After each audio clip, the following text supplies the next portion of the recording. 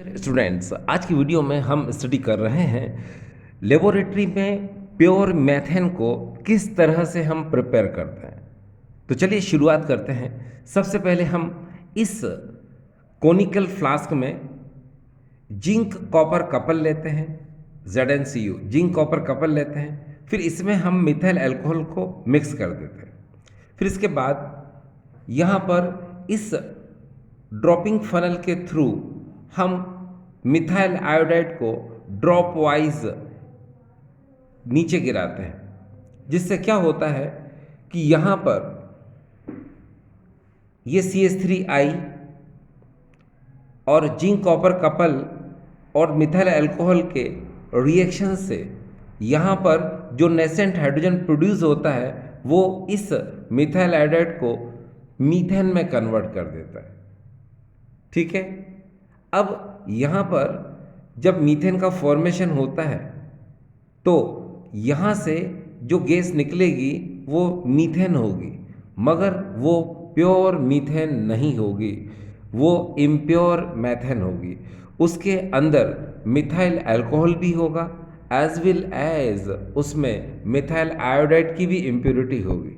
तो चलिए पहले हम इतना समझें, फिर आपको पूरी तरीके से इसको समझाने की कोशिश करते हैं।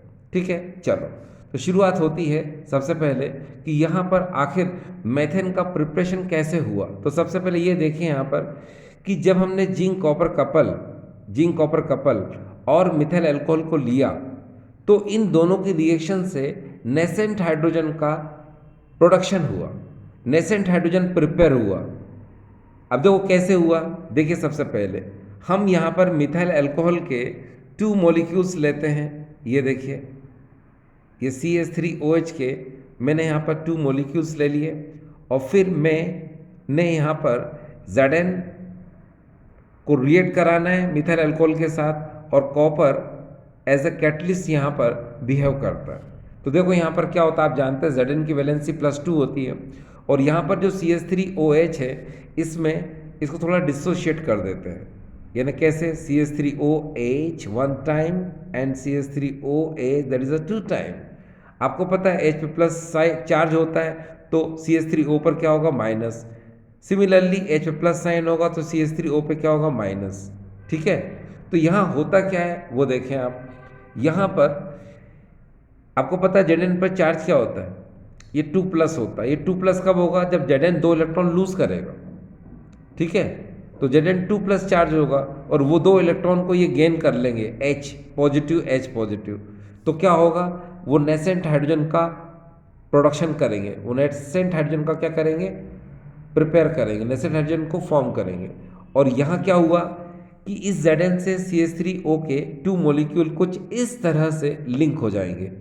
ये देखिए ये 2 मॉलिक्यूल्स और यहाँ लिख देंगे हम Zn, तो इसको हम कहेंगे जिंक मेथॉक्साइड, लिख देते हैं इसका नाम हम जिंक मेथॉक्साइड।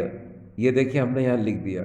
एक बार मैं आपको बहुत सिंपल तरीके से समझाता हूँ। देखिए मिथाइल अल्कोहल के हम 2 मॉलिक्यूल लेते हैं, उसको जिंक से रिएक्ट कराते हैं और यहाँ पर कॉपर कैटलिस्ट का काम करता है।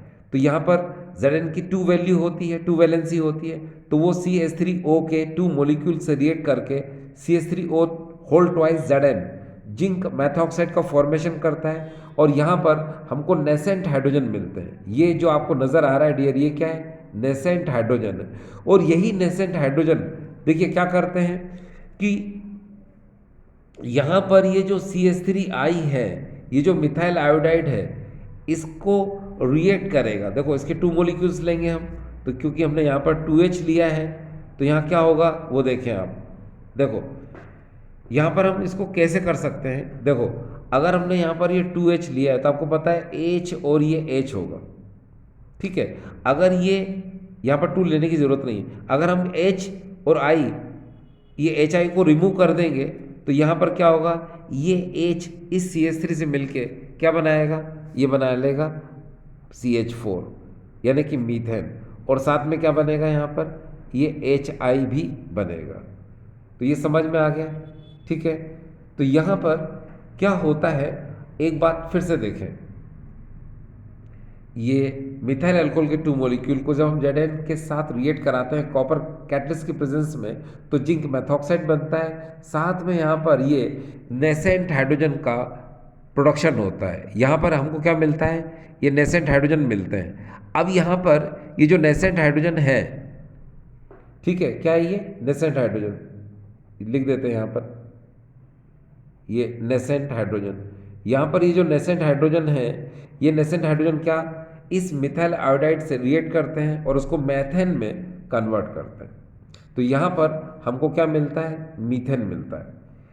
तो देखिए डियर, ये यहाँ पर जो हमको मीथेन मिला, ये कहाँ मिला, ये मीथेन मिला हमको इस कोनिकल फ्लास्क में, ठीक है। मगर ये मीथेन जो है यहाँ पर, ये जो मीथेन हमको मिला कहाँ, कोनिकल फ्लास्क में, यहाँ पर जो प्रिपेयर होगा वो क्या होगा डियर, इम्प्योर होगा, ठीक है। क्यों, क्योंकि इस मीथेन में अभी भी इम्प्योरिटी रहेंगी, क्योंकि इसके अंदर हमने मिथाइल अल्कोहल एक्सेस लिया था और मिथाइल आयोडाइड को भी हमने एक्सेस में लिया था।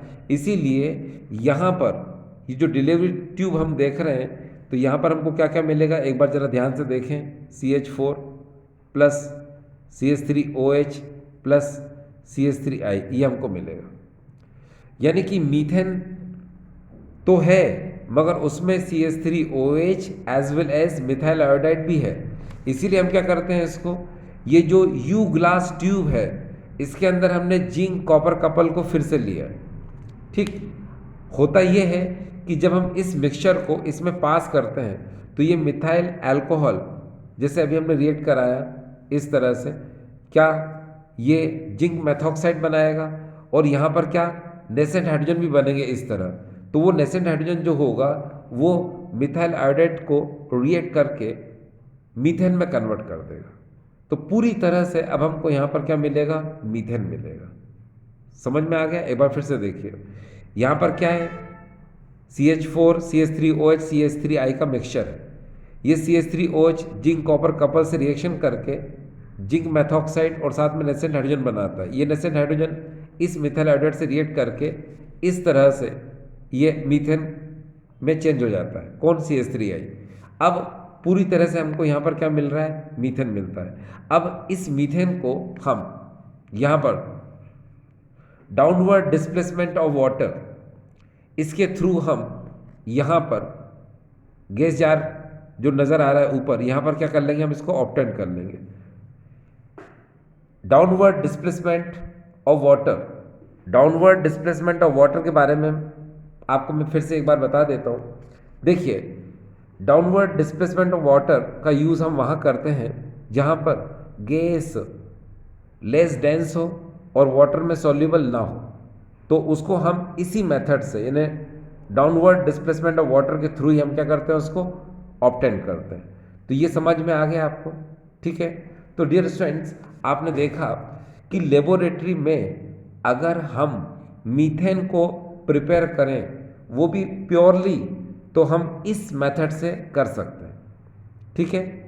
तो आई होप डियर स्टूडेंट्स, आज का वीडियो आपको समझ में आया होगा, ठीक है। Thank you.